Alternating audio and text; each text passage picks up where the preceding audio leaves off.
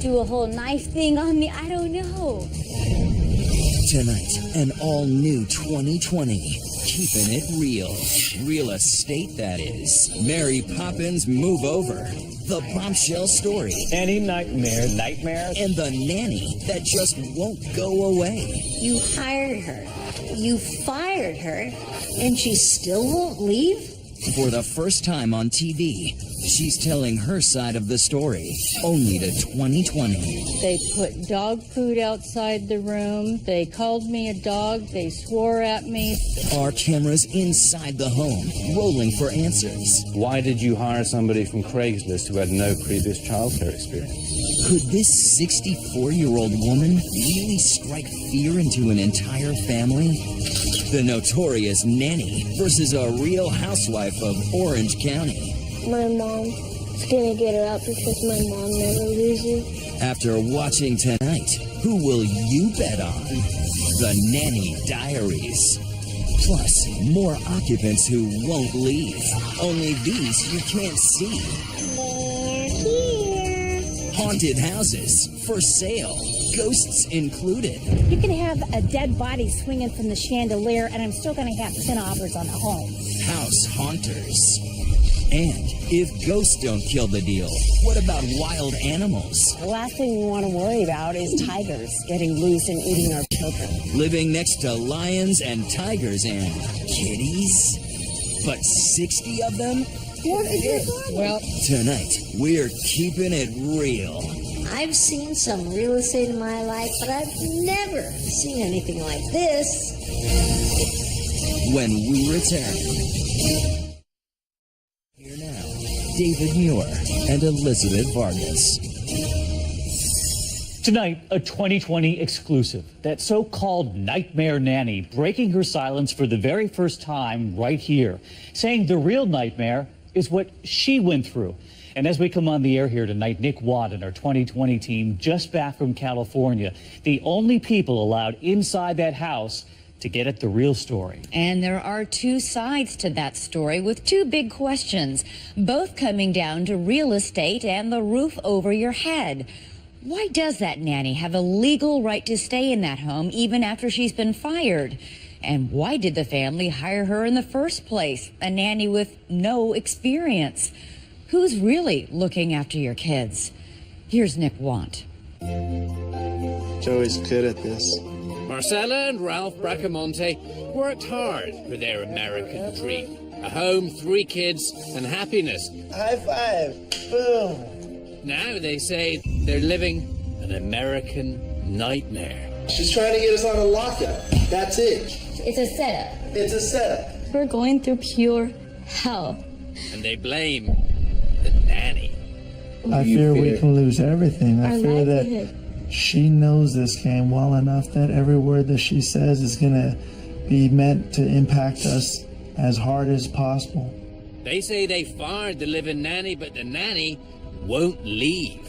She said, if you want me to leave, then you're going to need to evict me and slam the door in my face. The woman they hired, the woman they once trusted with their children, still has a key to their home, still has a room in their house.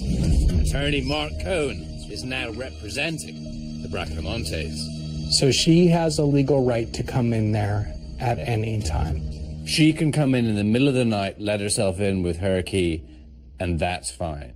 That is correct. They couldn't change the lock. The Bracamontes say they sleep with one ear open. I hear something move, I get up and I walk out. I don't care if I come face to face with her. She should not be roaming in my home. Joey, their eldest, is 11. So you feel scared in your bed at night? Yeah, I wake up in the middle of the night and I just sit there listening to the sounds. It all began when Marcella, who wanted to start her own business, posted a want ad on Craigslist offering room and board in exchange for house cleaning and caring for my kids. Help out with the kids when needed, pick up little things, and maybe prep up a little bit of dinner if she was running a little bit late. 64-year-old Diane Stratton answered the ad. Her references checked out. She seemed nice. That's her room. This is her bathroom. She moved in March 4th. We wanted the person that we first met. She was awesome. The She was part person of that our we family. first met, it wasn't even like a job. Ralph Sr. made Diane dinner on Mother's Day. She attended family gatherings, tutored their 4-year-old. But Big Brother Joey says all was not as it seemed. When your parents weren't around, did she act different? Yeah. When my parents left us, she would just tell us to go in our room, and I was telling my mom, but she wouldn't believe me. A couple of weeks in, his parents also began having doubts. She was absolutely part of our family. Then she changed. She refused to perform. Marcella says staying in her room, demanding meals, refusing to work. Marcella claims she gave the nanny verbal warnings, finally penning a last chance letter, laying down some new ground rules. Help with all duties that I do, cleaning, cooking, trips with kids, and anything else mother asks. If you don't see anything for you to do, find something. Either Friday or Saturday, I want you to steam clean all floors. Diane refused to sign. So that's when you realized that you might have a bit of a problem here. Oh yeah, and I already saw it from her face that she knew exactly what she was doing. Marcella claims she fired Diane June 6th. Diane refused to get out, and that's when the fear set in. Call me paranoid. I gotta keep my family safe. Every night, Marcella puts a lock on her own refrigerator. I'm scared she's gonna put my house on fire, she's gonna poison us, she's gonna steal things, she's gonna come in my room and do a whole knife thing on me. I don't know. I don't know who she is. And so I've been scared. We're right here, we're watching the house now. Neighbors on this friendly street rallied around the family. Yes, I went on Google last night, and believe me, I will not forget her face. What does she want? She wants to feel superior of somebody. It's an ego thing. She wants money? She wants to scare you? What do you think it is? Scaring us, money. Marcella took her nanny to court to throw her out, only to find that tenants have rights and the nanny is a tenant. Barbara Corcoran of Shark Tank fame has some words of warning for everyone. When you invite someone to move into your home, you should be well aware that they don't have to move out. Marcella contacted the media. A bizarre story. Nanny nightmare. Fired by a local family. She refuses. She refuses to go. Won't leave. Won't do any work. They've asked you to leave. Why won't you leave? And Diane, caught in the spotlight, disappeared, leaving her belongings behind but taking a key with her. She can come in the house anytime. She could walk in tonight. We'll see you guys later. Ralph, a lineman for a power company, says he's scared when he leaves for work. It's put a stress on my family. It's put a stress on me. I try not to work as much because I'm afraid that something could happen while I'm gone. So that's her room, and That's my son's room right here. By law, the Bracamontes can't even enter the nanny's room in their own home, a home they own. Ralphie, do you understand? Yeah. What did I just tell you to do? Now open the door Why? because we can get in serious trouble. The way she's trying to come off now, it's really sad to me. I really don't Because- think we need to defend well- ourselves because No, her let past me speaks for talk. herself. Let me talk. It's put a stress on the Bracamontes' marriage. This is real, and people torment people like this for fun. Okay, and that might be your thing, but I got 3 kids I gotta worry about too. And I don't want to keep on putting them through this. There was a media scrum outside 24/7, but This way. 2020 was inside on the couch with the family as the drama unfolded.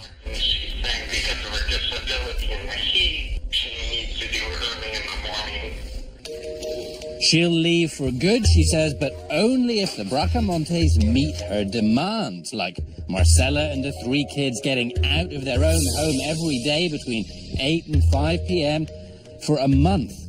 If not, possible legal action. She said she could be out by July 4th. Well, no. We can't do that because we'll be out of town. And No, then she needs to be out. Then if no one's here, she could end up doing a forced lockdown.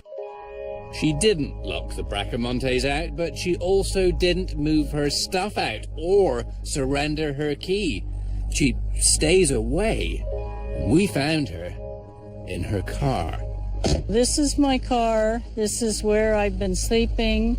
It's where I slept before. You see, before she moved in with the Bracamontes, Diane Stretton was homeless. She'd lived in her car 8 years. And when we come back... Do you feel they were abusing you? Oh, absolutely. The most infamous nanny in America steps forward, breaking her silence. They treated me in just an outrageous manner. They called me a dog. 2020 continues. Once again, Nick Watt. Marcella Bracamonte, a young mum of 3 from Upland, California, says she fired her live-in nanny over a month ago.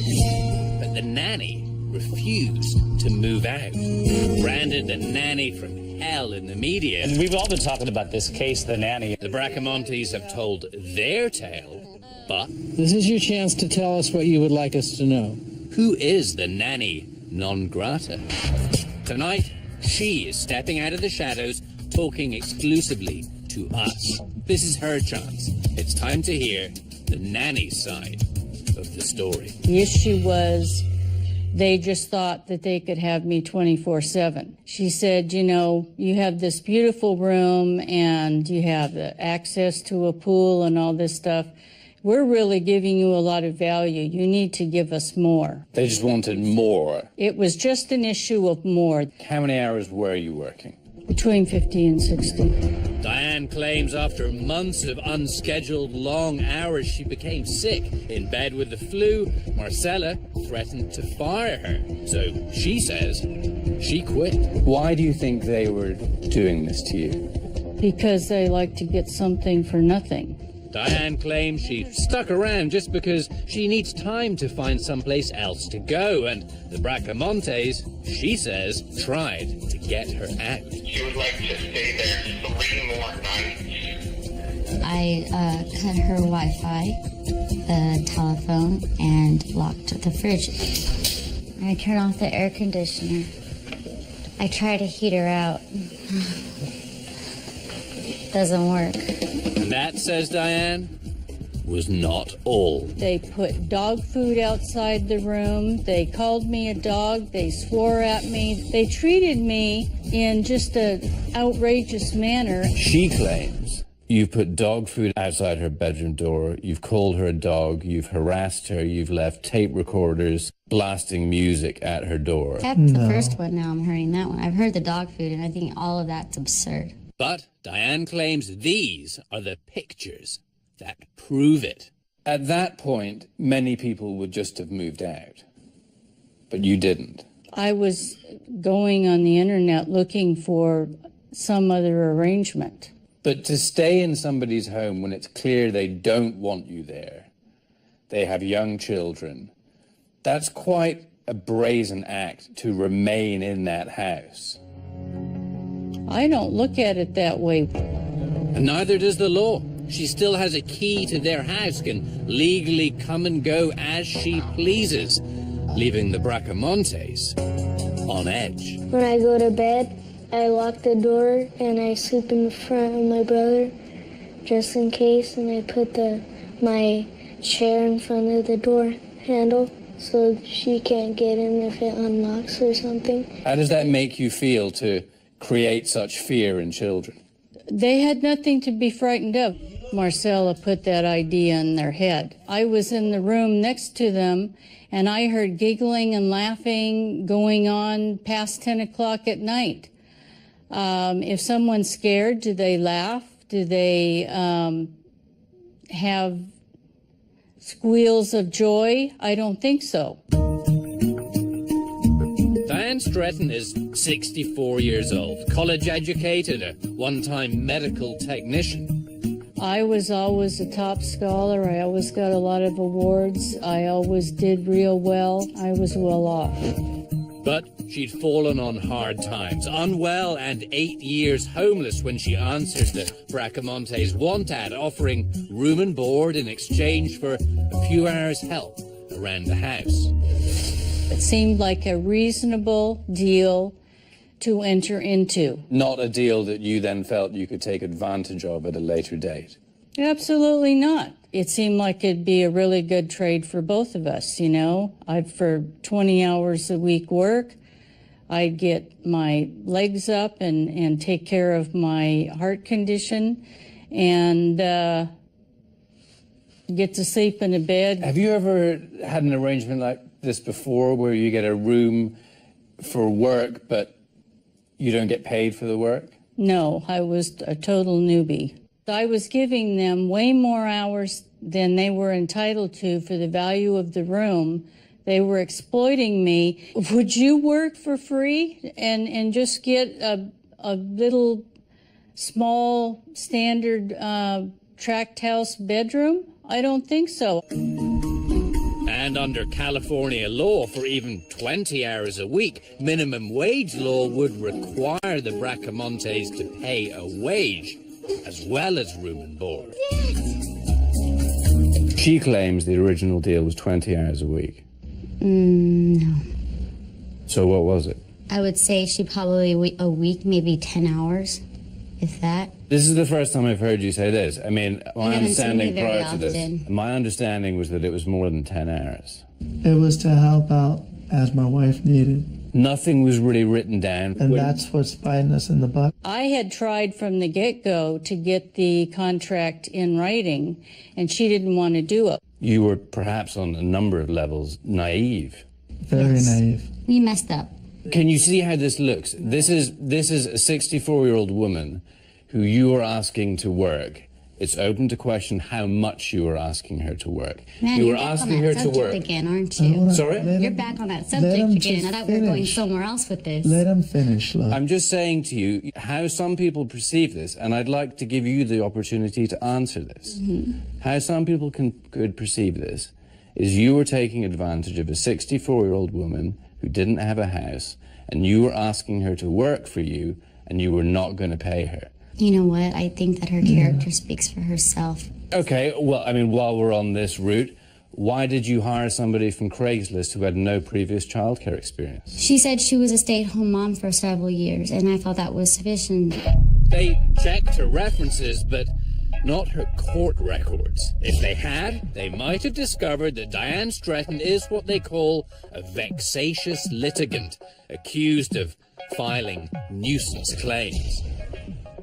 You filed a number of cases for medical malpractice, various small claims, personal injury. You know, I mean, I found 20 or more. I mean, you are a vexatious litigant, All right? of those, well, I would strongly disagree with that. But that's what you officially are.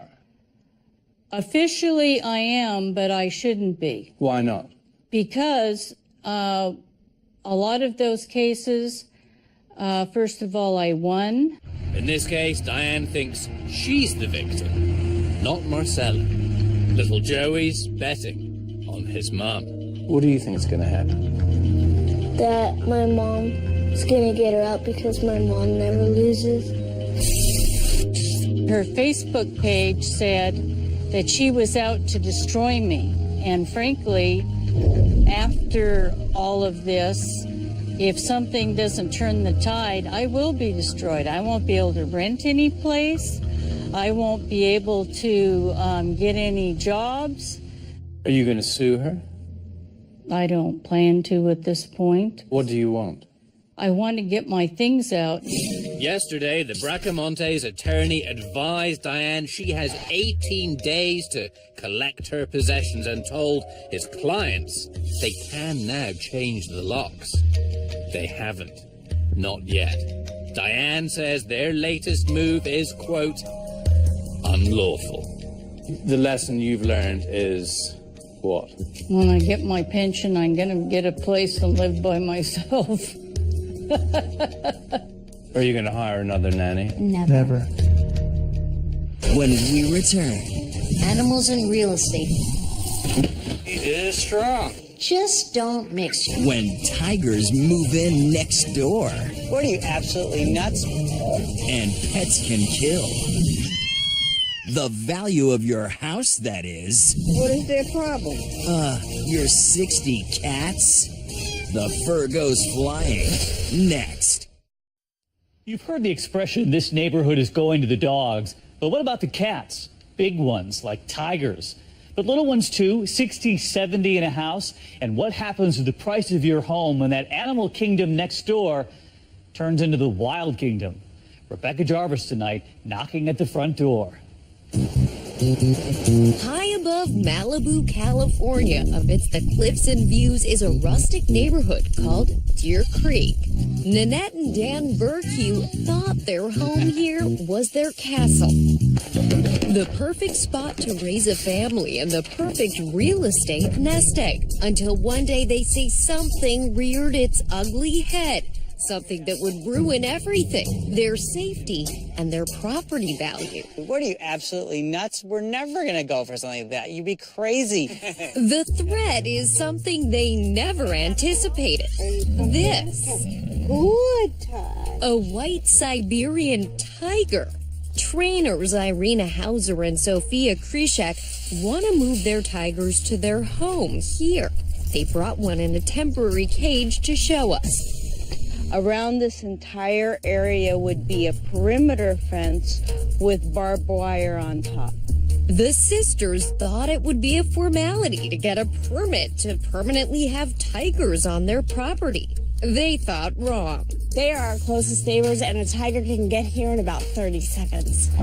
The Burkew family lives a few hundred yards away. We're a young family. The last thing we want to worry about is tigers getting loose and eating our children.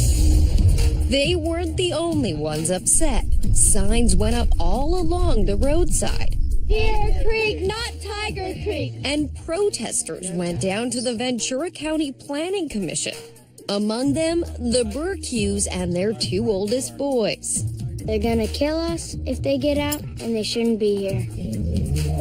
As mothers ourselves, we empathize. We say it's safe because it is safe. No tiger has ever escaped a property and gone to a neighboring property and killed anybody. But Dan Burkew isn't just a concerned father. He's in the real estate business. A property adjacent to a wild animal preserve is basically worthless. No one would buy that. You'd have to disclose to the buyers that there's a wild animal preserve next door. It's a real estate issue that's come up before.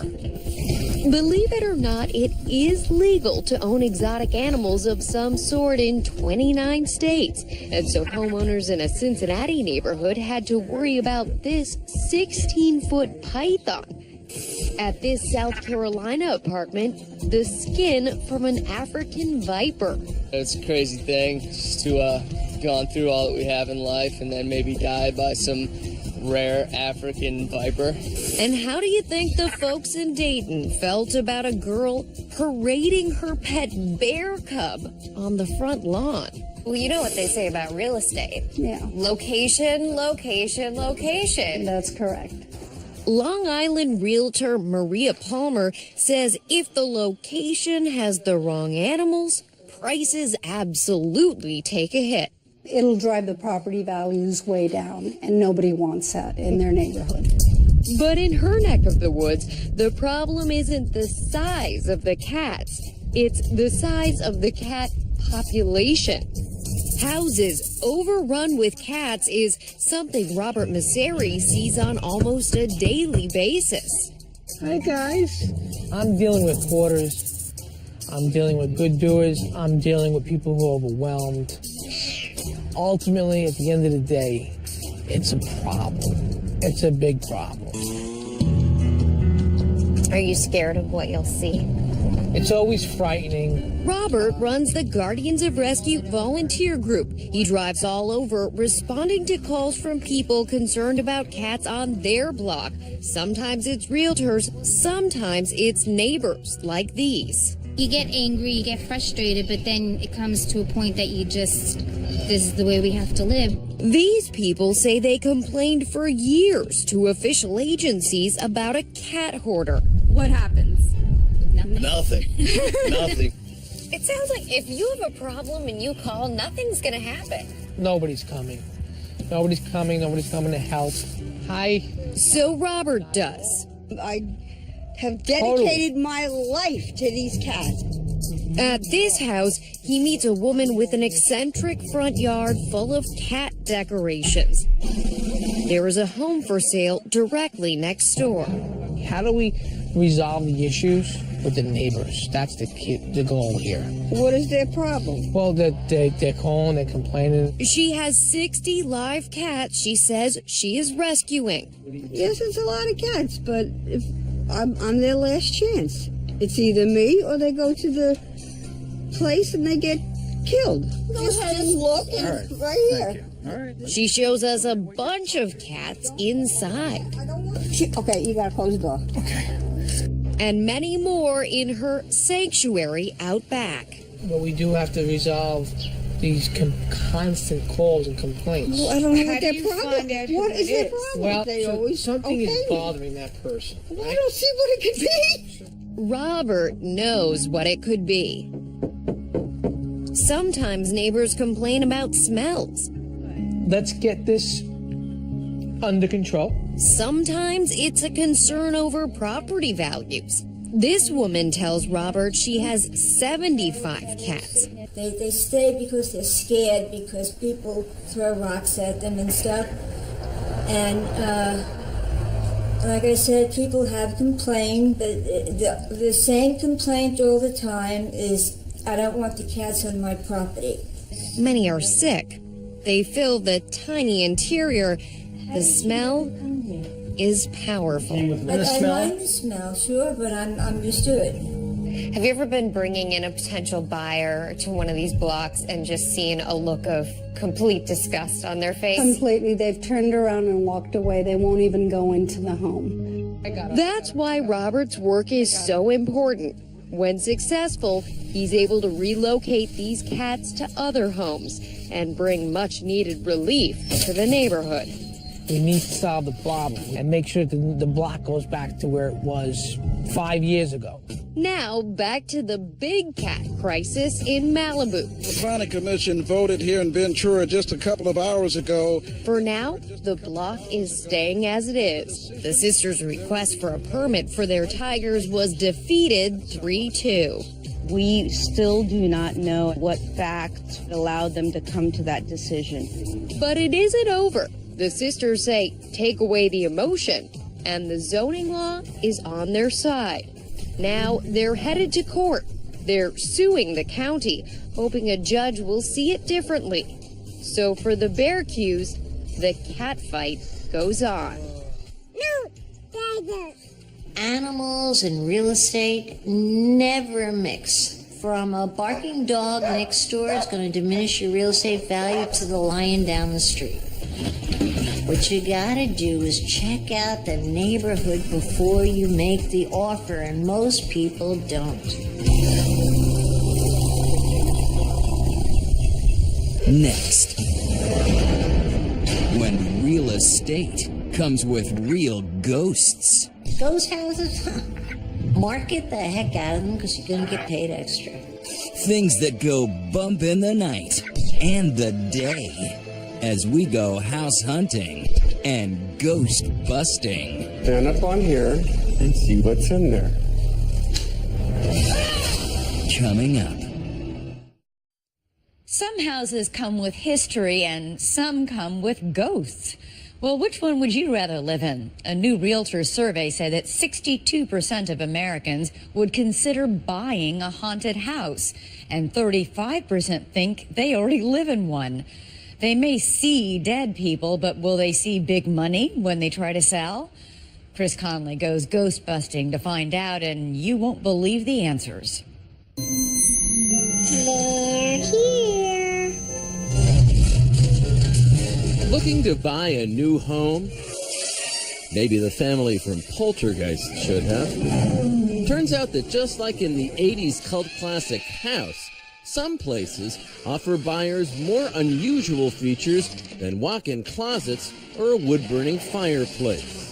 All my staff knows about our friendly ghost. When Susie Garcia and her husband bought this 1888 colonial revival mansion in Pleasanton, California, she says they didn't know all its rich history until they started to renovate the property. And when we did that, that's when we started to notice things moving. On a street infamous for its shootouts in the 1850s, in the locale then called the most desperate town in the West. This is now the site of the Garcia's restaurant, the Blue Agave Club, where Susie says they are not alone. We'll be down here and you hear footsteps upstairs.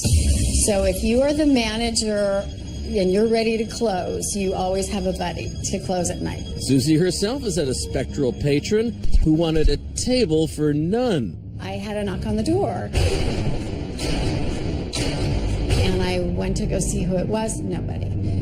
And just started talking and letting this person know that I was happy to play, but I was busy. To please not bother me. No. And it stopped.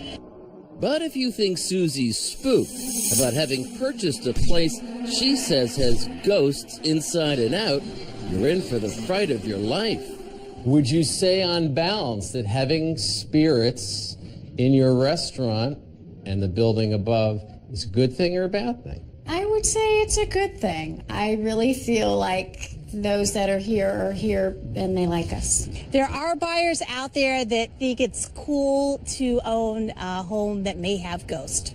Based here in Northern California, real estate agent Cindy Hagley specializes in the selling of so-called stigmatized properties. You're talking about haunted houses.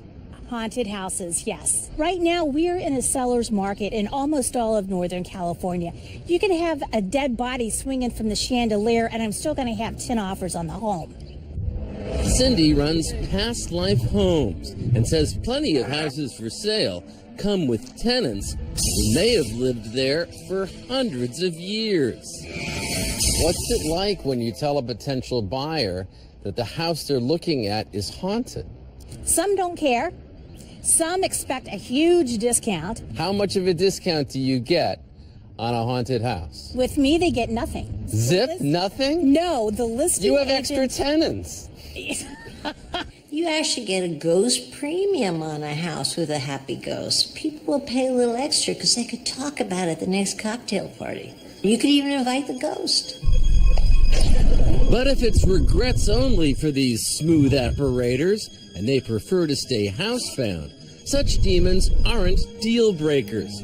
Anytime things get a little ethereal, Cindy has it made with the shade. I have a team of paranormal investigators and partners that will come in. Paranormal investigators and partners? Yes. Is this just because the term Ghostbusters is a trademark? Who's she gonna call? Mark Christopher Nelson, medium rare.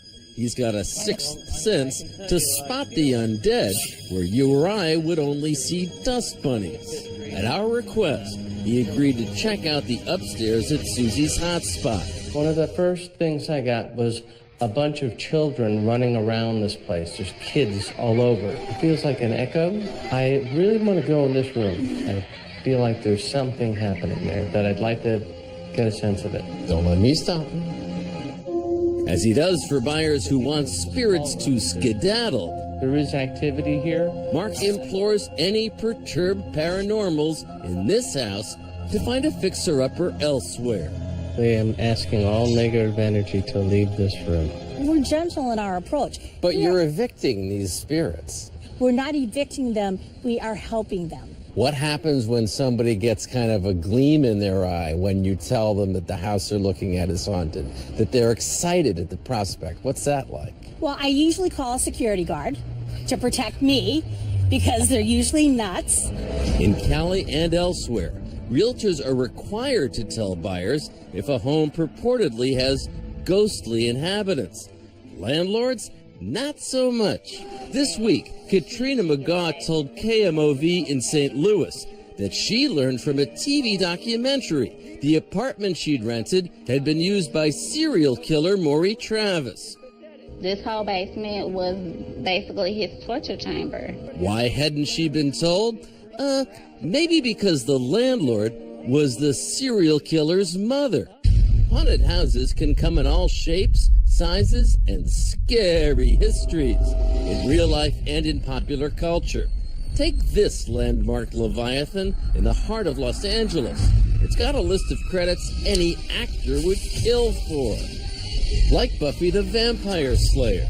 Recently it starred in the Emmy-winning American Horror Story. Welcome. In the first season of American Horror Story, there was a body hanging on the rafters up there in the foyer, but that didn't really happen, which is in the TV show. It was all make-believe. This is a very special house. Joe Babajan is one of LA's top realtors. He's sold the most stigmatized properties imaginable.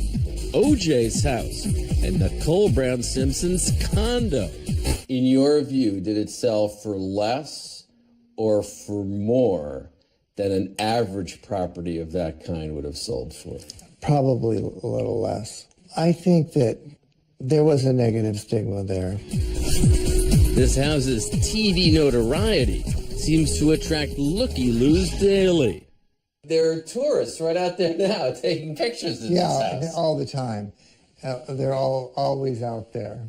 Part oversized frat house, part elegantly distressed early 20th century gem.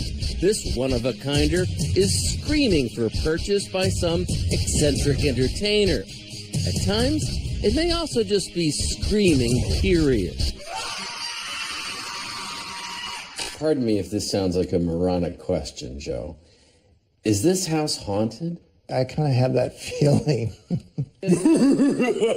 Ask the man who owns it. Anybody home? He sees dead people all over his place, especially in the basement. You think this property is haunted? I know it's haunted. I see ghosts here on a pretty much weekly basis. What are they doing? Watching me, doing things. Doesn't freak you out? No, not at all. John Gaucher points out a bricked-up room in the basement where he suspects, well, let's just say it's not where the ping-pong table was. There's no way in, no way out except for this little door right here. Yes. Now, why did somebody do that?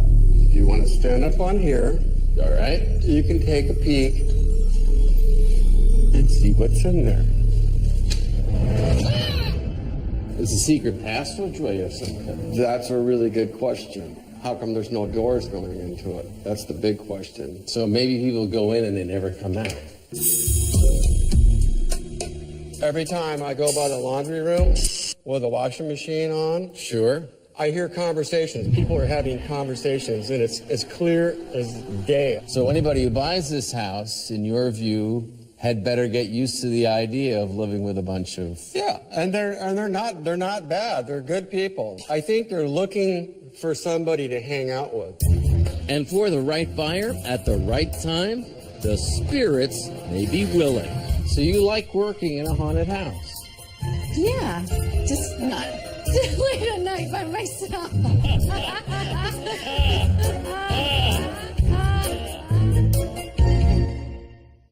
And apparently tonight you can still buy that American Horror Story house for a killer price. Down from the original $16 million to $5. Coming up, this guy has thrown a lot of parties, but he was gone for the mansion's biggest blowout. His house for sale and sitting empty. Party on. Party on. teens, party crashing, and mansion trashing. Next. Now an all-new take on the idea of a crash pad. Kids looking for a place to party and finding it in the real estate listings. Here's Deborah Roberts with Kids Gone Wild in your living room. If you're in the market for 9,000 square feet of pure excess, we've found your new digs. Tucked in the hills of Southern California, this lavish mansion is one of a kind. Unless you happen to know of another spread with medieval guards in the entryway and a casino down below. Add to that 5 beds, 9 baths, and a backyard that rivals the Playboy Mansion. Asking price, $12 million. It's a world-class property. You don't see these kind of places very often. We've got secret entrances all over. Can you imagine, you just touch it and you just open. It's an over-the-top fantasy dreamed up by homeowner Nick Ridoe, who made a fortune in the trucking business and has money to burn. Who else would have a swimming pool that actually lights on fire? Well, you can go under that slide, and go through the fire and the water. You're kidding. Nick may live in La Habra Heights, but his house parties are more Hefner than La Habra. The Romanian party boy is often surrounded by scantily clad women. But the craziest party ever held here is one he never even attended because Nick was out of the country. It's an infamous evening that all starts with some teens and some tweets. Days before the actual party, there was tweets going back and forth as to where this party was going to be. Detective Josue Rodriguez of the LA County Sheriff's Office says the luxury home was targeted after it was listed online. They go on real estate sites and they see which homes are for sale. It looks like it's vacant, and then they'll stage a party and invite a bunch of people. So after casing the place, the teens decided to seize the moment. The party's a go. Party on. Party on. The partiers get lucky. Turns out the house security system isn't on. Big mistake. Make sure you have an up-to-date security system in the house, but most importantly, make sure your broker is using it. And neighbors don't report the noise, assuming it's coming from Ridoe's latest soiree. How many kids would you guess ultimately wound up at this party? The estimates that we have is somewhere between 150 to 200. The turnout is mostly 15 to 18-year-olds. Non-serious buyers, but many serious drinkers. The outdoor refrigerators are raided as the kids treat themselves to wine, beer, and champagne, says realtor David Wright. Everything liquid was gone. Well into the evening, girls mug for the camera like it's a red carpet event. Guys party like rock stars into the wee hours. But when the alcohol runs dry from the outdoor bars, a window's jimmied and the mob moves indoors. There's just no respect for the property, no respect for anything. The sentry standing guard couldn't keep this crowd from storming this castle. In true medieval warfare, it was off with his head. Downstairs, another violent act is unfolding. We're probably about 9 or 10 feet below the surface of the water right here. They shattered the window? Yeah, they shattered the window. If the water had come through, we estimate we probably would have killed them. There's 300,000 gallons of water here. Sometimes homeowners have no idea what's going on. Sometimes they do. The owners of this under-construction dream mansion in Ontario told CTV they actually gave permission for their son to hold a party. In the understatement of the century, the teen told his parents he was having a few friends over. Those few turned into 1,500 BFFs once the party was touted on social media. There's just kids coming all the way from down there in like packs of 10, 20. Literally no room to walk in the house. Inside this 5,000 square foot mega mansion, partygoers trashed the bash to the tune of $70,000 in damages. There was a real potential for something to happen, something deadly. Fortunately, that didn't happen. Meantime, back in La Habra Heights, Nick Radowi finally gets the cold, hard facts and the bill. Well, damage in this house was over $1 million. $1 million of damage. Yes. The utter destruction, and there was no reason for it. Now it's up to Detective Rodriguez to solve the crime. And fortunately, the hapless high schoolers leave so many clues, it won't be very difficult. The brazen mob not only continued to party, they tweeted all night, placing themselves at the scene of the crime. Boasting in their tweets, the mansion party was fun, but that house is blanked up to the max now, says one. I swear everyone stole something from that house, says another. And they actually took pictures that night of themselves on the property? On the property, in the backyard, in the front yard, inside the restroom. Detectives made a point of arresting the teen suspects during school. What began as a house party ended as $1 million crime. This is one of the most serious juvenile and adult crimes that we've come across. 14 kids were arrested with charges ranging from trespassing to felony burglary. But happily for Radowi, investigators recovered some of his unusual treasures, like this exotic stuffed snow leopard worth an estimated $250,000. But other items may be gone for good, much like Radowi's peace of mind. And you always felt so secure here. After this happened, you don't feel the same anymore. You feel insecure. Did they sort of hang themselves through social media? They absolutely did. It helped them set up the party.